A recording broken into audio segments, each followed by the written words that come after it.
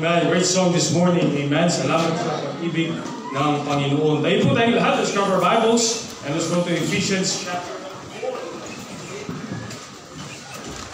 4. Alright, Ephesians chapter number 4. Tayo po ba'y masayang umaga? Amen.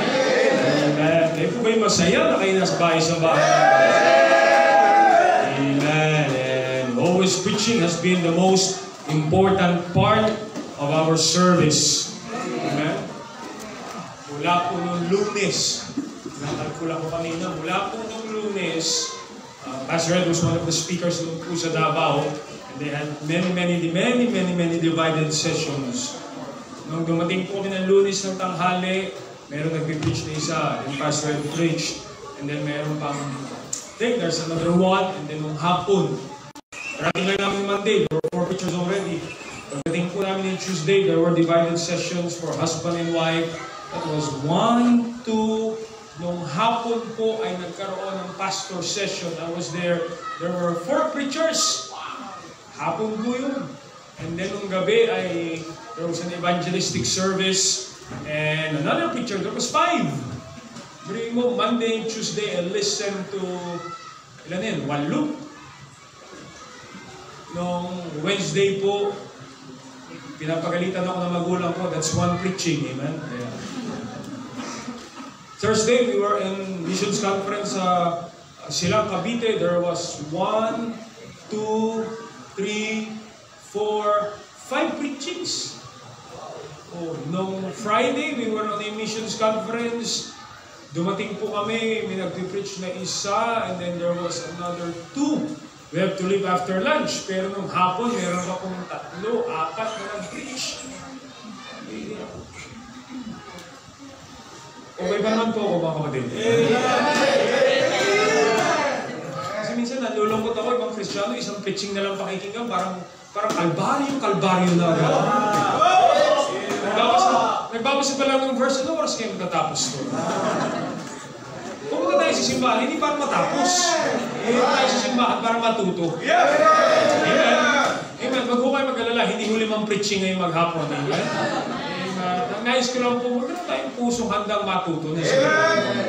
And we do not come because I preach, we do come because of the Word of God. Yeah. And praise the Lord for CBBM people na isang bagay dapat matutunan po natin mga kapatid, dapat hindi tayo namimili ng tagapagsalita sa simbahan. Amen? Diba kasi pagdating dyan, wala yung sasakyan ni Pastor, minsan yung sasakyan ko, dyan ko nalang patitirahin talaga eh. Let's have a heart to listen to the Word. Ephesians chapter number 4 this morning. Ephesians chapter number 4. And I have somewhat of a focus this month of March. Dahil 2 buwan na lamang po ay 8 taon na po ang CBBM Las Piñas. There's something I want to teach us this morning. Ephesians chapter number 4. Let's read verse number 11 to verse number 16. Okay, chapter 4, verse 11 to verse number 16. Nakita niyo na po, amen? Amen. Verse number 11, basahin ko po. You go to verse number 12 hanggang makarating po tayo sa verse number 16. And He gave some apostles, and some prophets, and some evangelists, and some pastors, and teachers. For the perfecting of the saints, for the work of the ministry, for the edifying of the body of Christ, till we all come in the unity of the faith and of the knowledge of the Son of God, unto a perfect man, unto the measure of the stature of the fullness of Christ. That we henceforth be no more children, tossed to and fro, carried about in every wind of doctrine, by the might of men, and by the prophets, whereby the God is. Verse number 15, but speaking the truth in love, may grow up into Him in all things, which is the head, even Christ.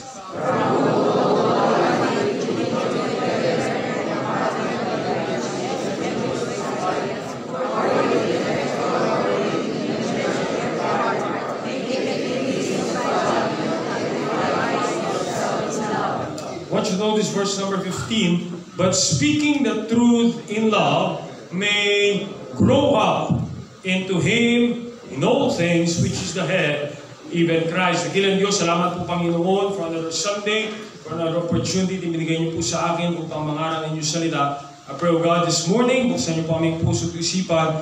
May we realize an important factor sa aming buhay bilang mananampalataya. And I pray, O God, na ito po ay i-desire po namin sa aming puso, na kami po ay hindi lamang masabing tiyak ang langit, kundi kami po ay maging lumalagong mananampalataya na accomplish ang purpose niyo po, Panginoon, sa aming buhay habang nag-iintay sa inyong pagbabalik po, Panginoon. Ano pong bahid ng kasalanan, nakikita niyo po sa aming puso, niyo po kami ninisip patawarin, make my blessing this morning.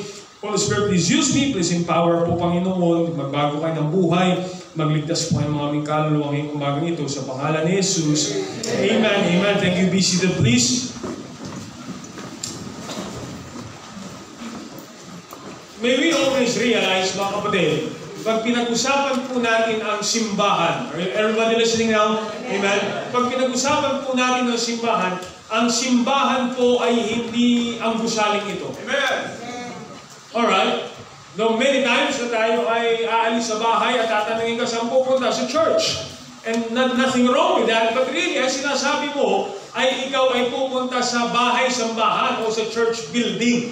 Pero ang totoo po, mga kapatid, ang simbahan ay hindi ang gusali. Amen. Ang simbahan po ay ang taong nasa gusali.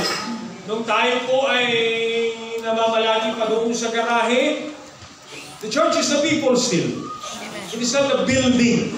Amen. We are praying for a bigger facility. We are praying for a bigger building, of course. Pero ang simbahan po ay kailanman ay hindi yung gusali, kundi ang mga tao sa loob ng gusali. Sometimes, we have to ask ourselves, and we have to remind ourselves, bakit nga ba mayroong simbahan? Bakit nga ba kailangan ako ay kabilang sa simbahan? And we all know that, and we have to conclude na ang pinakamahalagang layunin ng simbahan ay ito po ay institusyon na tinatag ng Diyos upang magkaisa ang mga tao sa loob ng simbahan para hanapin at akayin ang mga tao para makilala nila si Kristo bilang tagapagligtas. One thing is sure, ang simbahan, wala pong simbahan na nagliligtas. Pag sinabi ko pong kaligtasan, wala pong simbahan na magbibigay sa iyo o kailangan mong samahan para magkaroon ka ng katiyakan ng langit. Ang simbahan ay hindi ka dadalhin sa langit. Pero ang simbahan at ang tamang simbahan ay gagabayan ka at tuturuan ka para matiyak mo ang langit na ituturo ka na si Kristo lamang ang daan papunta sa langit. Amen? Kaya nga po tayo nananalangin, nagsimula tayo sa maliit na garahe, tayo po'y nananalangin at salamat, biniyaan tayo ng Panginoon ng mas malaking pinagtitipunan para mas marami pa tayong madala sa Panginoon, sila'y makakilala kay Kristo bilang tagapagligtas. We have good news classes, sinusundo natin yung sasakyan at pinagkakagastusan po natin. Why? Dahil ninanais po natin na ang tao po ay maligtas. At sa dami ng taong naliligtas, ang simbahan ay lalago. Study the book of Acts, makikita po natin na ang simbahan sa Jerusalem, ang simbahan tinatag ng Panginoon, started with 12. And in Acts chapter number 1, there was 120. And then you jump to chapter number 2, mayroong 3,000 na naligtas na bautismuhan. And you jump to chapter number 4, lumago sa 5,000. And then the Bible counts it to multitude. And then multitudes. And then multiplied. Ang bira. Bible scholar says there were about maybe 50 to 100,000 members ng simbahan. Amen. But the primary goal ay hindi po lumago sa bilang, kundi ang bawat miyembro ng simbahan ay maging instrumento para ang ibang tao pa ay makakilala kay Kristo bilang tagapagligtas. Flying from Davao, pauwi po kami, kaming pamilya. Binigyan po kami ng magkahiwalay ng upuan. There were 3 seats on the left, 3 seats on the right. Nawal po ang sabit sa aeroplano eh. And si Ella at si Edre, Ella and Ma'am Becca were seated on the left. Kami po ni Edre were seated on the right. Dati, hiniwalay po kami ng Red Sea. But yet, habang napupuno po ang pasahero, ang tumabi sa akin ay babae. Ang tumabi sa kanya, lalaki. So we decided to exchange seats. Palit po kami ng upuan. And I was seated with a 27-year-old young man. Nung binigyan ko po ng truck, siya ay agad-agad tumanggi. Sabi niya, sorry po, reject ko na lang po muna yan. But it was kind enough. So I started a good conversation with him. Nakipag-usap po ako sa kanya. And I find out na siya po yung member ng JW, Jehovah's Witnesses. And we had a nice, friendly conversation. I'm not trying to be rude. Hindi po ako nag-open ng debate or everything. Pero he started asking about our belief. At lagi ko pong pinipinpoint na ang pinakamensahe ng pinapangaral natin ay si Kristo lamang ang tagapagligtas. And sadly, they have many belief. Marami po silang paniniwala na wala sa salita ng Diyos. Naniniwala na sila si Kristo ay maliit na Diyos. Hindi ba siya sa Diyos Ama? Hindi sila naniniwala sa langit, hindi sila naniniwala sa impyerno, hindi sila naniniwala na mayroong eternal na kaluluwa ang tao. Na pag ang tao ay namatay, ay wakas na ang buhay. So, I was praying, but yet it will not take an hour para maunawaan niyo buong katotohanan. But then, as I look on my right side, nakita ko si Ma'am Becca, she was leading this lady to the Lord. Gagawin natin ang amot ng mga kaya natin na makapag-akin ng kaluluwa at ng tao makakilala kay Kristo bilang tagapagligtas. Because yan po ang layunin ng simbahan. Amen? Sabi ng Acts chapter number 2, that they that gladly received His word were baptized. Amen? At pag ang tao po ay naligtas, pag ang tao ay nabautismuhan, hindi po doon yun nagtatapos. Amen! Hindi po nagtatapos na ikaw ay naligtas at ikaw ay nabautismuhan. Dahil mayroong isang mahalagang bagay na ninanais ang Diyos sa atin na kailangan makita natin na ito'y mahalagang bahagi ng buhay natin bilang mananampalataya. Ephesians chapter number 2, sabi po ng Bible sa verse number 15, but speaking the truth in love may, what's the next words? Saan yung kausap ko? Ephesians chapter number 2, Ephesians chapter 4, Ephesians 4:15, but speaking the truth in love may, what's the next words? Grow up into Him in all things, which is the head, even Christ. You see, ang design ng Panginoon sa iyo at sa akin bilang individual na mananampalataya, everybody listening this morning, ay hindi lamang ikaw magkaroon ng katiyakan ng langit, hindi lamang ikaw mapabilang sa isang simbahan, kundi ninanais ng Diyos. At dapat makita natin na ito'y mahalaga sa ating buhay, ang ating paglago bilang Kristiyano. Simple message this morning entitled, Your Spiritual Growth is Essential. Alam niyo yung panahon ng pandemic, di ba? Sumikat yung salitang essential. Na dapat lalabas ka lang kasi essential. Ano ba sa Tagalog ng essential? Kailangan. Di ba? Kung hindi naman kailangan, wag ka nang lumabas. Sa panahong yun, lahat ay naging essential ba? Makalabas lang ang tao. Pero hindi mo, bilang mananampalataya, dapat maunawaan po natin na tayo po bilang Kristiyano ay dapat makita natin sa ating buhay. Magkaroon tayo ng responsibilidad. At salamat mayroong simbahan na nilagay ang Panginoon para makita ang layunin natin. Yan po ay lumago bilang mananampalataya. Amen? Once you notice, sabi ng Bible, but speaking the truth in love may grow up into Him in all things.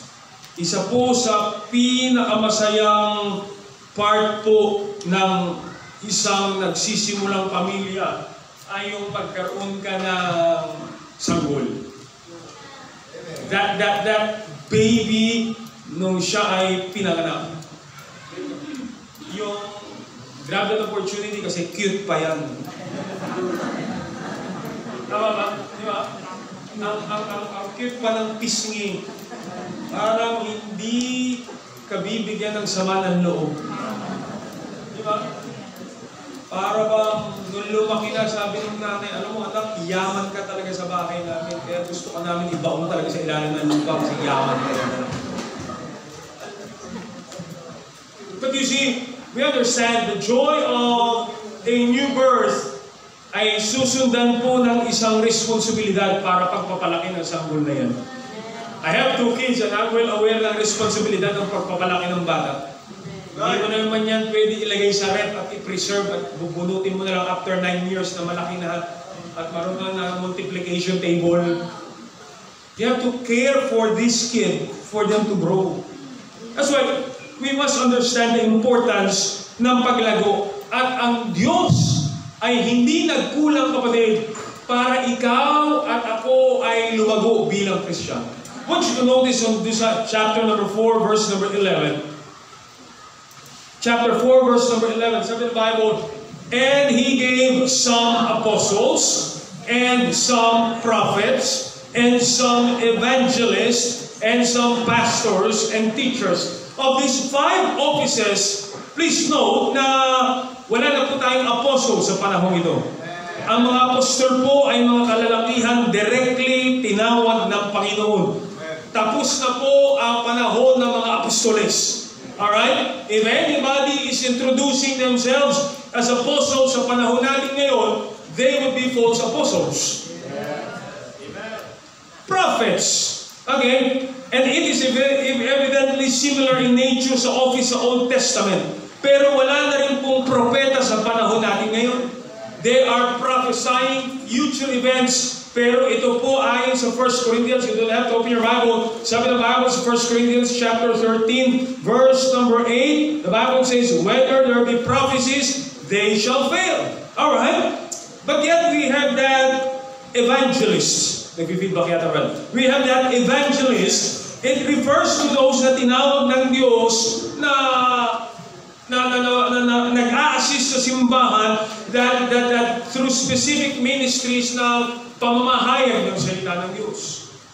But yet the Bible says, tingnan ko sabi ng Bible, "And He gave some apostles, some prophets, some evangelists, and some pastors." Amen? And some pala. Okay.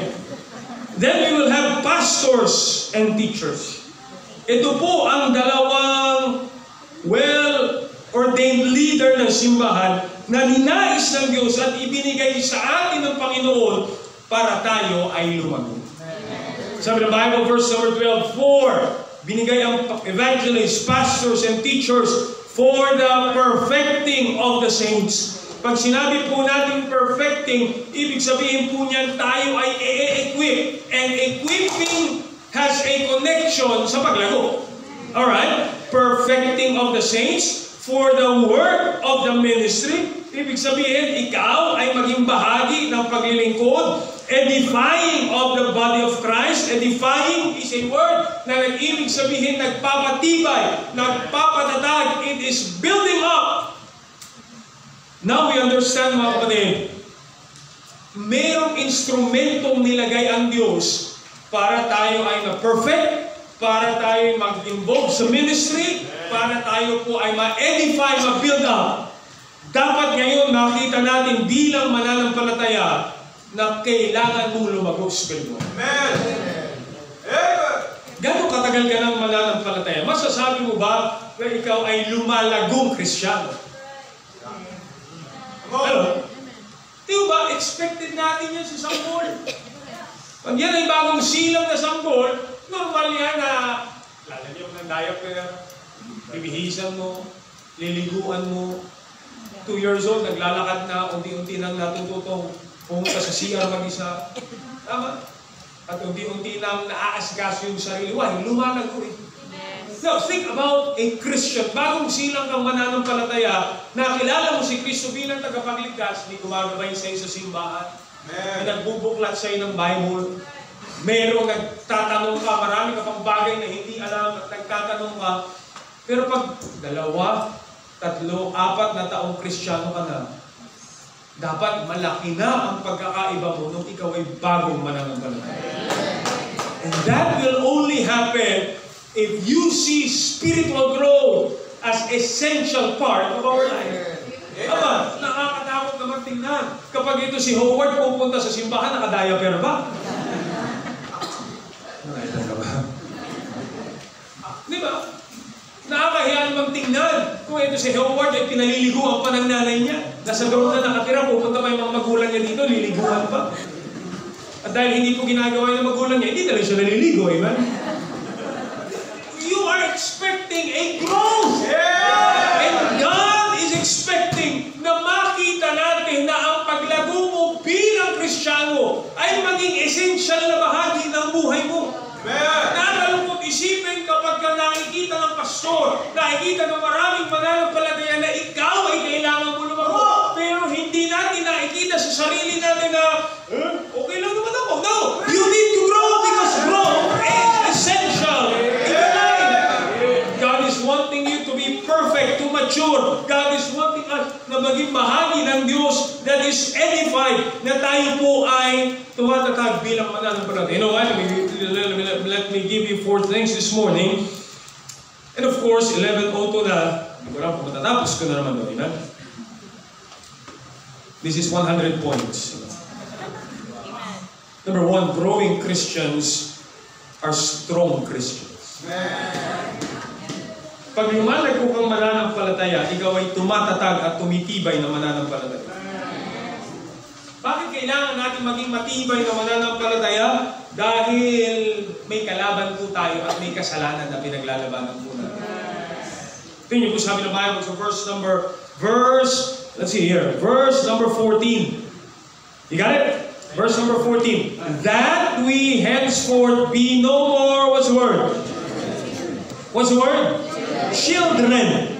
Tingnan niyo sabi ng Bible, that we henceforth be no more children, tossed to and fro, carried about with every wind of doctrine. Okay? By the sleight of men and cunning craftiness, whereby they lie in wait to deceive. Tingnan niyo po sabi ng Bible. Give me a mic, please.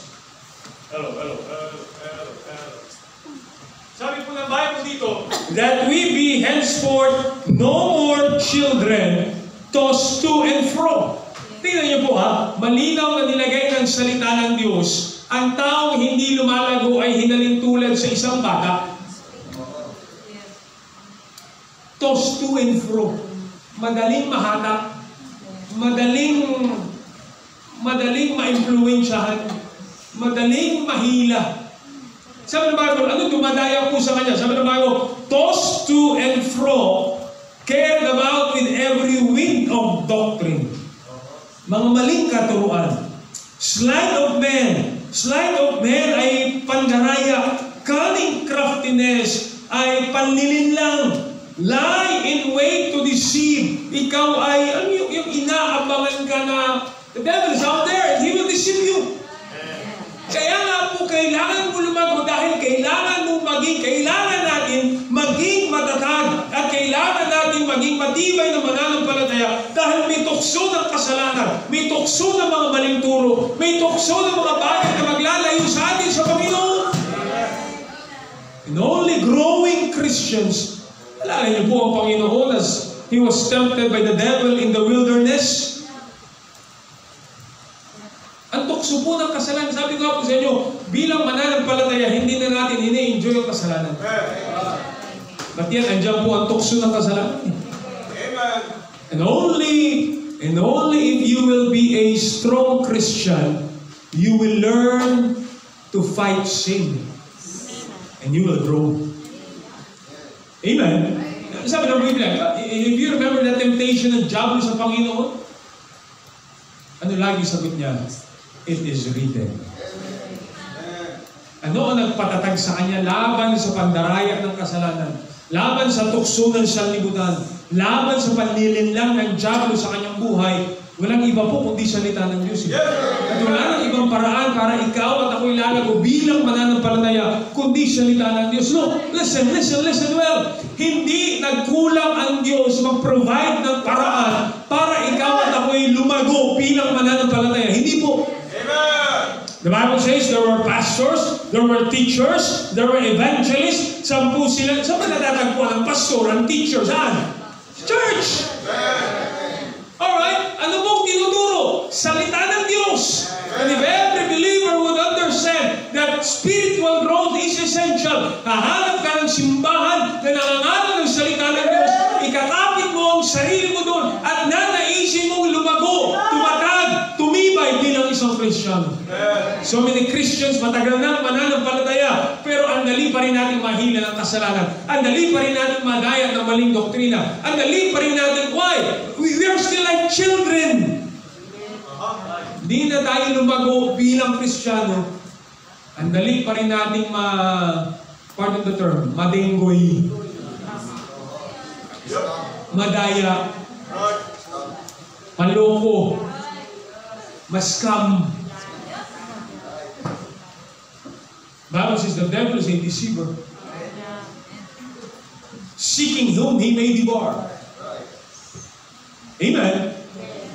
And always, hindi po, nakakalungkot lang sa panahon natin ngayon, kapag ka ang mananampalataya mismo ay hindi mo nare-realize na mahalaga sa iyo ang paglago. It is your task, your personal responsibility to grow. Kasi hinain na ng Diyos sa atin ang simbahan, ang lingkod ng Diyos, ang Biblia, ang programa, ang mga paraan para ikaw ay lalago. Aba, para namang binigyan ka na ng libreng gamot, libreng vitamins, libreng pambira, libreng supplement, lahat nilatag ka sa'yo. At may sakit ka pa rin. Andiyan na lahat ng gamot. Kasi nga, hindi mo nakikita ang mahalaga sa'yo. Naalala ko yung pinaiinom ka ng magulang mo by Jessic. Inimutin mo itong paracetamol lang. Oo. Dahil ayaw mo ng tablet, yung matutunaw sa dila mo, kasi hindi mo malunok-lunok, di ba? Ano gagawin mo? Dadayain mo yung magulang mo, ipa-flash mo doon sa CR. Ayun, yung CR, wala nang lagnat. Takay mong magulang mo, nauubos naman yung paracetamol, pero hindi ka gumagaling. Yung CR mo, wala nang lagnat, pero hindi nilalagnat pa rin. Bakit? Hindi mo nakikita ang essential sa'yo yung galingan eh. And it is sad to hear many believers that don't see spiritual growth as essential in their life. Para bang pag inahinan pa ng simbahan, mas persecution pa sa kanila. Pag binigyan ng programa, papira. Kaya nga po kayo natutuwa when we had that couples night, it's a part to help us grow. Sabi ko nga, pambira, pag ang mag-asawa, inahinan mo na ng ganun. Tapos tinatanggihan pa, aba. Ikaw na ang tumatanggi sa paraan para tumatag ang pamilya. You know what I appreciate about my dad? My dad has been 51 years in the ministry. Pumunta po kami ng Davao and he was one of the session speakers po doon.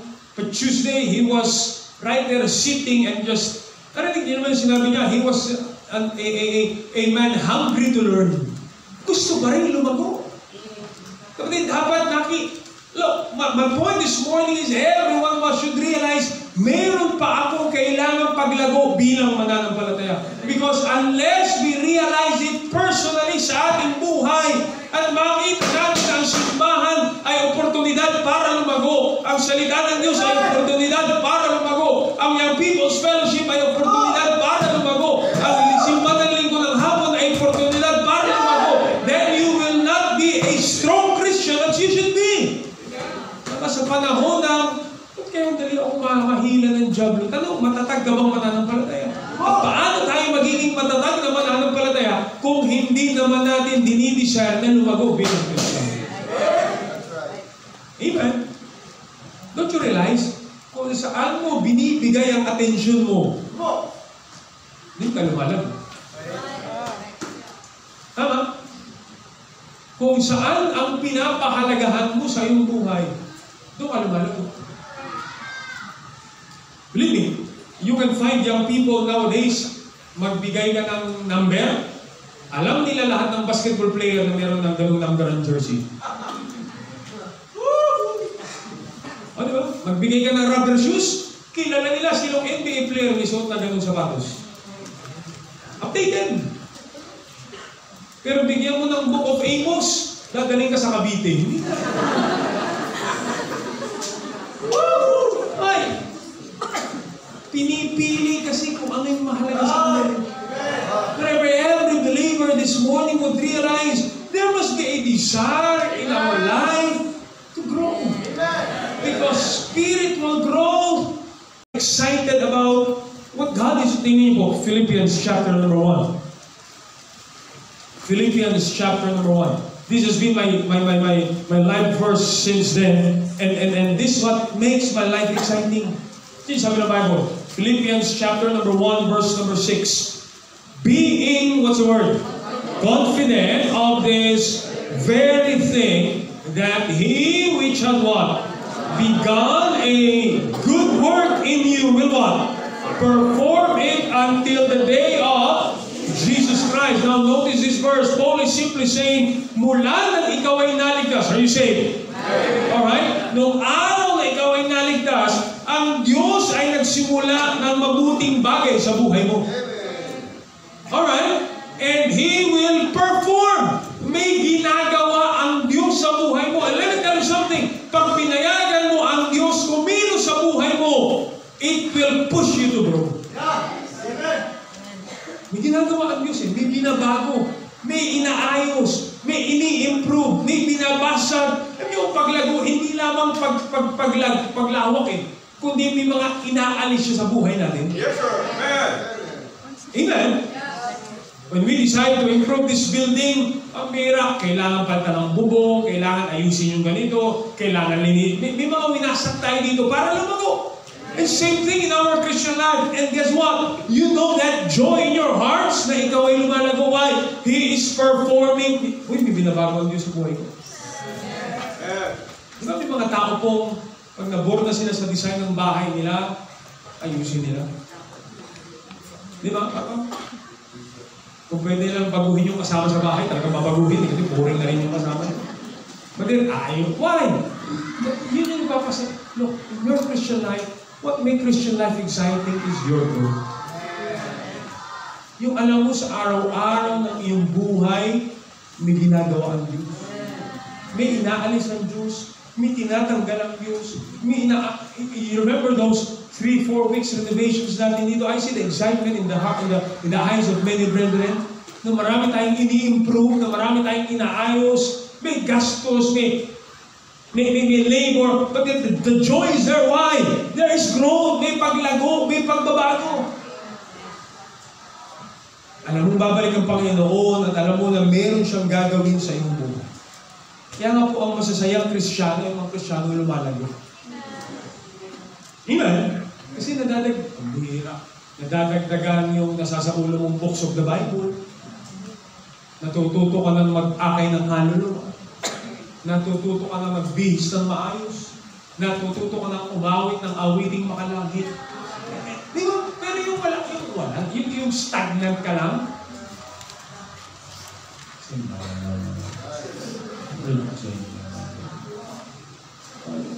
Palagi ko kung kasama kita ngayong buong isang linggo, Monday to Friday.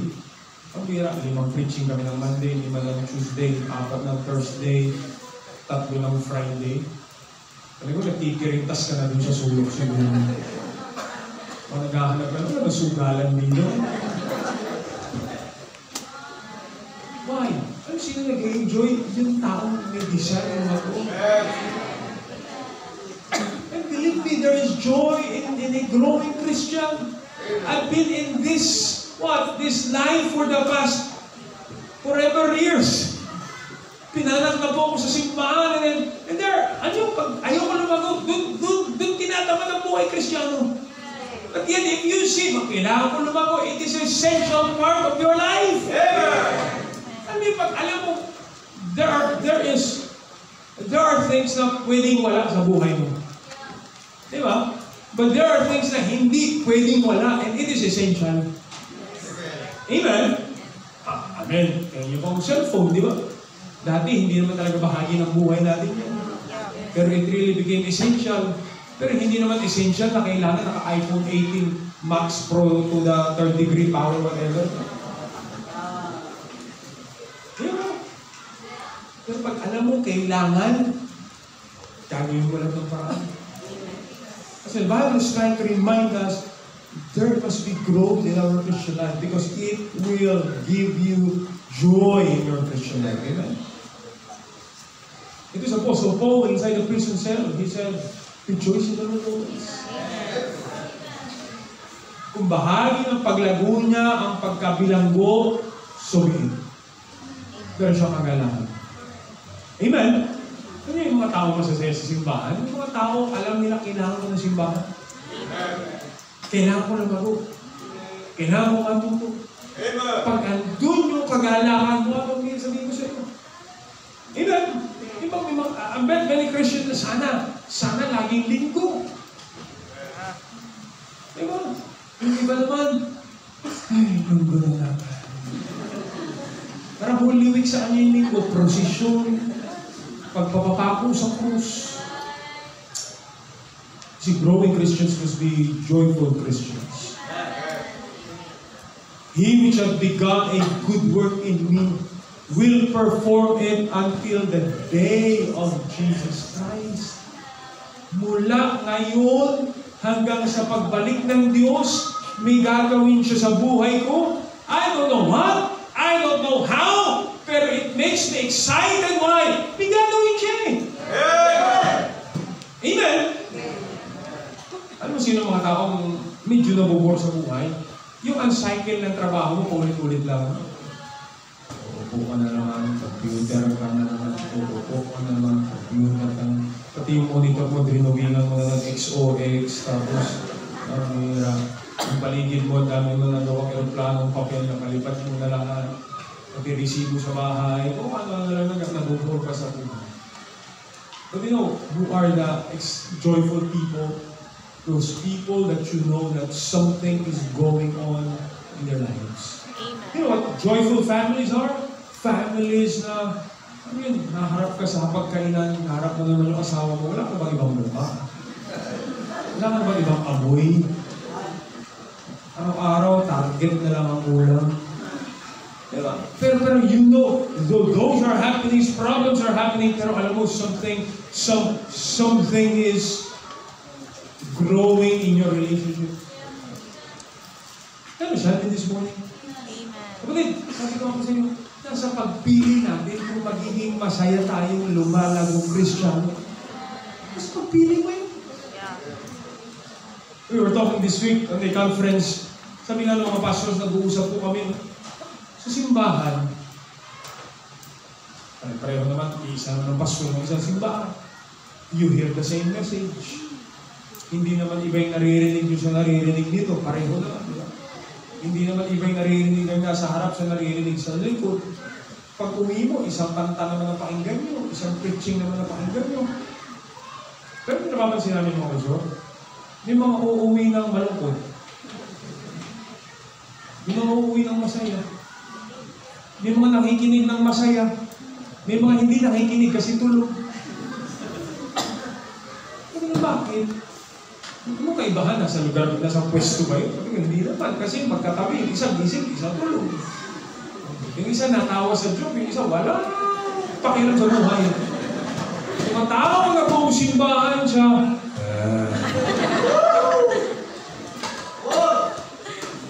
Lahat na natawa siya. Boring.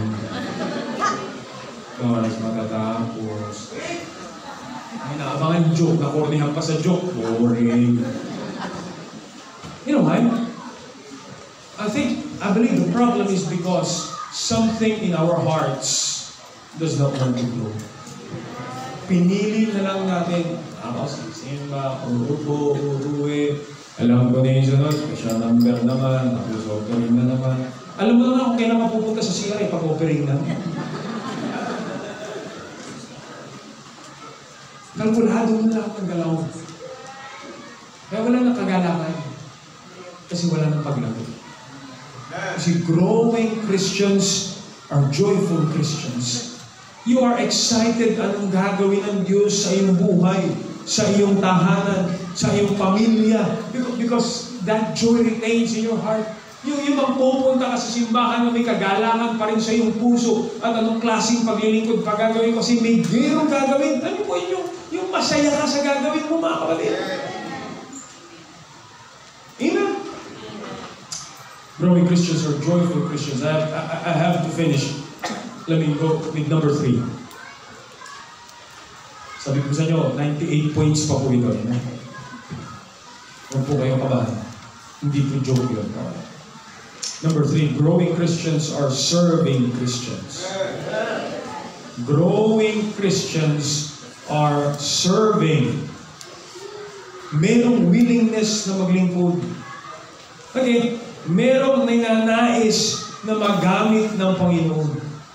Alright, sabi ng Bible sa verse number 16, Ephesians chapter 4, verse number 16. Are you still with me? Amen? From whom the whole body fitly joined together compacted by that which every joint supplieth, according to the effectual working in the measure of every part, making increase of the body unto the edifying of itself in love. Ano pag lumalago ka mananampalataya, tumitibay ka at hinahanap mo yung paraan paano ka magagamit ng Diyos. Amen. You see, the growing Christians will say, anong pwede kong maging kontribusyon sa gawain ng Diyos? Notice with me, sabi ng Bible, fitly joined together, compacted by that which every joint supplied. The church has always been pictured as a body. Body of Christ. Ang bawat katawan ay may bahagi. Bawat katawan ay mayroong trabaho. Ang bawat bahagi ng katawan ay mayroong responsibilidad. Amen? Para yan ay, dahil yan ay lumalago. At ikaw bilang miyembro ng simbahan, ikaw ay mayroong tungkulin. Ikaw ay mayroong responsibilidad. Ano yung maibabahagi ko? It is not just, ano yung maupuha ko? Ano yung mapapakinibangan ko? Because you are growing, you are wanting to serve. You are willing to do what needs to be done. Pwede ba ako tumulong? Pwede ba ako magtrabaho? Gusto ko maglingkod sa Panginoon. Why? Because we want to serve. Why? You're growing. Napansin niyo po sa mga bata? Little kids. Ano concern ng little kids? Ano yung makukuha ko? Tama? Diba? Nung ang bata ay sanggol ay pinanganak, nakasarado yung kamaon. Akin to. Tama?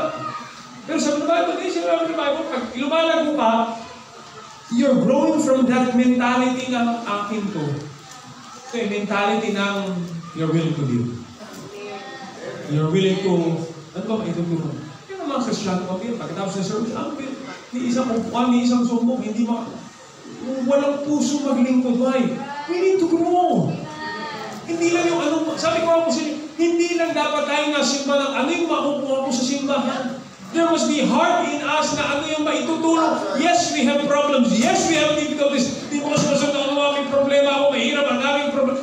But if you are being strengthened, there will be hardships, there will be problems, but still you have a heart to serve. Kasi nga, lumalago mo na alam mo yung kalakasang ibinigay sa iyo ng Diyos, ay hindi naman para sa iyo. Yung expectation natin pagpunta sa simbahan, lalatagan ka ng red carpet, dito po kayo uupo, pupunasan yung upuan mo. Habang nakikinig ka ng preaching, may nagmamasahe sa iyo, may nagmamasahe. Gusto mo pa ng upuan sa simbahan na may recliner. Basagin natin ang mentalidad na ang Kristyanismo ay tayo lagi ang paglilingkod. Because the Bible says, He came to minister, not to be ministered. Kaya ka piniprepara, kaya ka pinalalago, kaya ka pinatitibay para tayo din naman ay maging instrumento na makapaglingkod at makatulong sa gawain ng Diyos. Amen. Look at the routine of life. Ang batang sanggol, inaalagaan, pinadedelian, binibihisan, dinadayaper, hinuhugasan ng buko, kapira. Lumalaki na, natututo na, nagiging independent na, pinag-aaral mo, pinag-college mo. Bakit? Para umasa pa rin sa'yo. Para naman siya ay makatulong din naman. No, the cycle is very simple. The Word of God is trying to teach us. Now you are part of the body sa iyong paglago. Ano naman yung bahagi mo sa gawain mo? Pinalago ka, binasag ang ating at binabasag ang masasamang ugali natin, inaalis ang mga maling kaisipan sa atin, tinuturuan tayo ng tama, and the whole purpose is not para tayo magmalago, malago na ako, alam ko na lahat, paglingkod. No. The purpose is so that we can serve. Simula tayo lang sa bisita, binigyan ka ng upuan, tinrato ka ng maayos. Nung lumalago ka na, nagmamature na ang mind mo. Ngayon, ikaw naman ang tatabi sa bisita. Ikaw naman ang mag-share ng mind mo. Dati ikaw ang sinusundo, ngayon ikaw naman yung nagsusundo. Growing eh. Then, that means you're serving. Amen. Dati ikaw yung bisita, nakakabaan ka sa service, nakakatulog ka. Ngayon, ikaw na yung nagdadala ng bisita, nakakatulog ka pa rin sa bisita mo.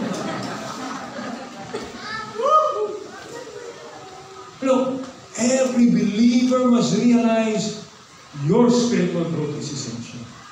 Alam mo, unang punta mo dito, niyaya ka sa simbahan. Sige, isimba. Punta ka sa simbahan. Alam mo yung itsura mo first time mo nagsimba? Hiya ka, nakita mo, nakabarong, nakanektar.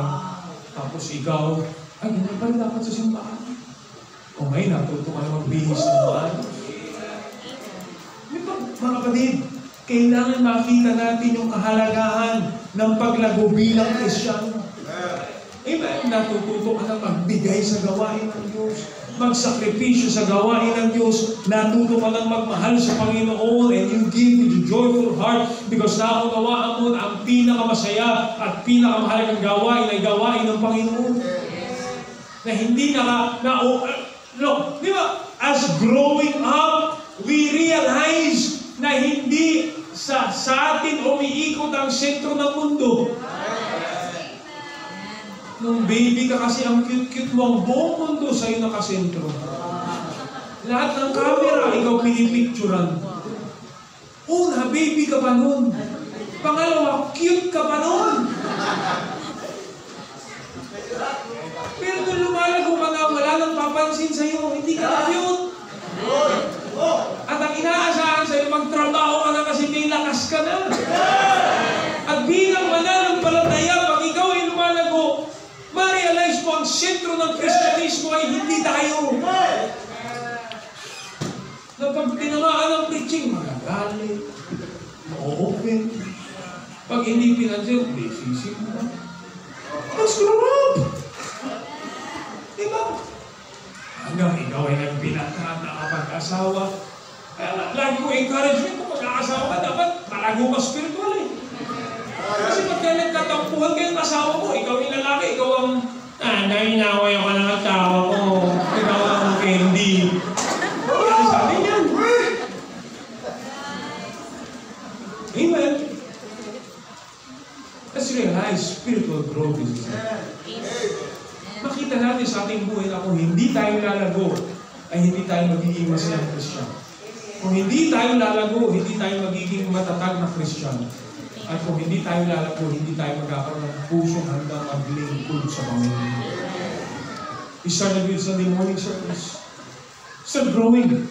Balikan na linggo ng hapon. Amen natin, amen. Dati na-offend ka sa preaching ng giving. Ngayon lumalago ka, offended ka pa rin. Pero at least, binibigay ka na. Amen? Ikaw lang naman pumakasiyasat ng sarili mo kung ikaw yung lumalagong Kristyano. Amen? Ikaw makasiyasat. Pero para mapagdigit namin na lumalago ako. Tingnan ko sa Bible. Ephesians chapter number 4. Let's end with this, alright?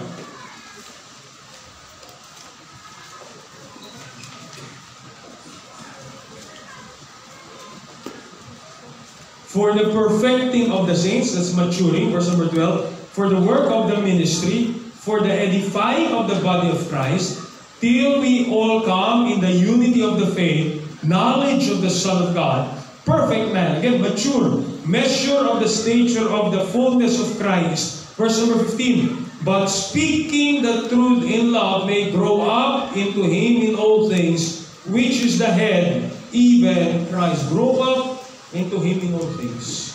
You know what's the best evidence of your growth? Maayos ang personal mong relasyon sa Diyos. Amen. Hindi ibig sabihin, and I'm trying to be careful with this, hindi ibig sabihin maayos ang relasyon ko sa pastor, maayos ang relasyon sa Diyos. But one thing is sure, pag maayos ang relasyon mo sa Diyos, maayos ang relasyon sa pastor at sa simbahan. So is our relationship with God. Grow up. Let's see that spiritual growth as essential. Magkaroon tayo ng mentalidad na, marami ka kung lumago, ayos lang. Kung hindi, ayos lang. Hindi lang sabi. Kung hindi ka lalago bilang Kristyano, hindi ayos yun. Yes, sir. Amen. Kung hindi mo papayagang basagin ng Diyos ang mga bagay sa buhay natin na kailangan basagin, hindi ayos yun. Kasi nais ng Diyos na meron tayong pagod. Amen. Hindi po lahat magiging pastor. Hindi po ibig sabihin, pag lumago ka sa school teacher, lumago kasi baka maging pakapag-preachin ako ni pastor sa simbahan. Don't aim for it. Just aim to grow. Hindi ka naman pinangarap magpastor ng simbahan. Pero ninais ko lumago at sa pagnais mo lumago, ipapakita sa iyo ng Diyos ang mga abilidad at pwede mong magawa para sa kanila. Amen. Do you see your spiritual growth as a necessary part of life? Wait mo ba yun? Di ba ikaw bilang estudyante, pag meron kang project na kailangan i-submit, pero pag pupuyatan mo yan, lahat gagawin mo para lang kasi alam mong necessary, essential things na kailangan. Anong effort ginagawa natin sa buhay Kristiyano natin para lumagot tayo? Para makilala. Para hindi mo ito makita. Madali lang ako ulit sa text na dapat magsimba kung hindi magsimba, magagalit. No. I want you to see it for yourself. Amen. Na kailangan mong maging malagong mananampalataya. Tayo po tayong lahat. Nagkilang Diyos. I hope I have much time more. Lord, you allowed me with that time tonight, this morning. I pray every Christian would see that and would realize po, Panginoon, na napakahalagang bahagi ng buhay Kristiyano kami ay magdesisyon na kami ay lalago. Paano nakakapagod ang buhay Kristiyano na walang paglago, na walang pagbabago. At ang paglago ay magpapatunay na totoo po kayo sa aming buhay. So we pray, I pray God, every father, every mother, every Christian would realize the necessity that we need to grow spiritually. Bless you po ang mensahe ito sa puso ng mga anak. Ito po yung magtulak sa amin ang higit na pagmamahal, pag-involve sa inyong gawain. Dahil kung kami lalago, meron ko kayong gagawin nakila para sa inyong gawain. Kasi po mga bisita kausapin for salvation, maybe our second timers, maybe mga dapat kausapin for baptism, I pray, maging malinaw po sa kanila ang mga bagay na ipapaliwanag po Panginoon. Thank you for the word of God this morning. Help us to realize that growing Christians are rejoicing Christians. They are strong Christians, and they are serving Christians. Help us to have that desire in our hearts. Bless po ang invitation ngayong umaga sa pangalan ni Jesus. Unang-una po sa aming mga bisita, milalapit po sa inyong soul winner. Pamahagi po sa inyo simpleng parang kaligtasan. Or maybe a second timer, third timer. Sama po kayo sa kanila. Alright? And let's share them the simple plan of salvation. Maraming isang bisita na kailangan sumunod sa tubig ng bautismo. Somebody has to explain them. Let's talk to them this morning. Let me ask you, members, are you a growing Christian? Masasabi mo ba na ikaw ay lumalagong mananampalataya? Masasabi mo ba na ikaw ay mananampalataya na mayroong desire lumago? Makikita mo bang mahalaga na bahagi ng buhay mo ang paglago spiritual? Huwag tayo makontento ng taga-dalo lang sa simbahan. Huwag tayo makontento ng taga-upo. Maging Kristiyano tayo na nagnanais ng paglago. Habang tinutugtog po ang awiting paanyaya, God spoke to her this morning. Husbands, fathers, are you a growing Christian? Young people, are you a growing? Right here at the altar. Usapan po natin ang Panginoon. Let's humble ourselves and let's have a heart to grow as a child of God.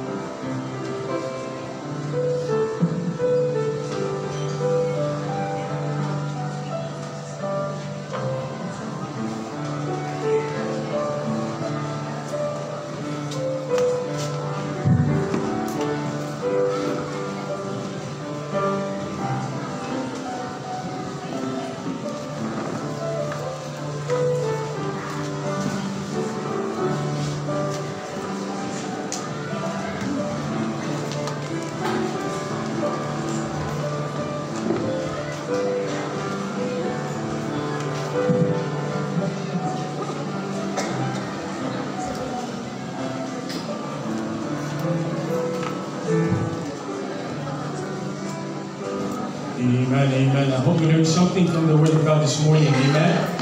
For every Christian would have that desire to grow. Kung tingnan niyan bilang pressure lang galing sa pastor, tingnan niyan bilang pressure galing sa salita ng Diyos. Pero tayo ng pusong handang lumago bilang mga mananampalataya. Amen? It doesn't have to be quick. Hindi mo kailangan mabilisan.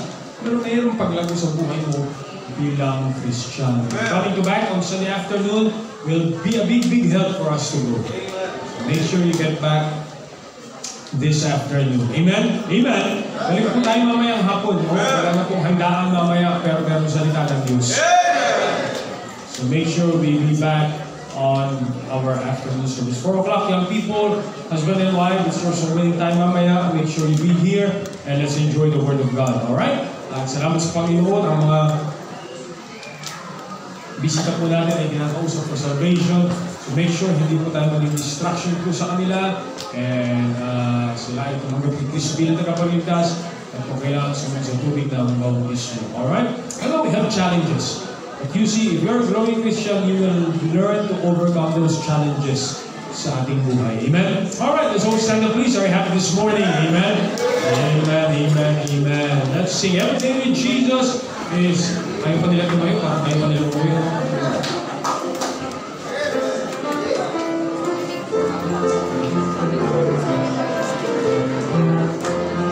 Everyone now ready, sing. Every day with Jesus is sweeter than the day before. Every day with Jesus, I love Him more and more. Jesus saves and keeps me, and He's the one I'm waiting for. Every day with Jesus is sweeter than the day before. Praying to see you this afternoon. Again, don't forget 4 o'clock, Young People's Fellowship. 4 o'clock, husband and wife soul winning, and then 5 o'clock for our afternoon service. Amen. Ibigay natin ang buong araw ng linggo para sa Panginoon. Amen? Amen. Salamat po sa Panginoon. I see our seniors sitting at the back. It's a blessing to see them na pumupunta po sa bahay sa bahay. Amen? Amen. Kahit yung dalangin, nagilang Diyos, salamat sa umagang ito. Thank you for reminding us from the Word of God how essential our spiritual growth is. Dapat about mananampalatay makita po Panginoon ang kahalagahan nito. Pag tunay nga po, walang kasiyahan ng Kristyanismo kung hindi po namin nanaising lumago, matuto, at magamit po Panginoon sa inyong gawain. Ano po bahay ng kasalanan? Nakikita niyo po sa aming puso, inyo po yung nisin patawarin. Ingatan niyo po bawat isa sa aming pag-uwi. Ingatan niyo po ang bisitang kinakausap ng salvation. Magkaroon silang katiyakan ng langit, mga bata ng tinuruan, pre-person school teachers, ang mga sasakyang maghahatid, ang mga drivers, ingatan niyo po Panginoon. Thank you Lord, we can meet in a very nice place. With comfort po Panginoon, at ano po, naniniwala Panginoon, ito yung magbibigay sulit po namin sa inyo. So help us to be faithful, help us to grow, and help us to love you more. In Jesus' name we pray. Amen. Amen. God bless you po.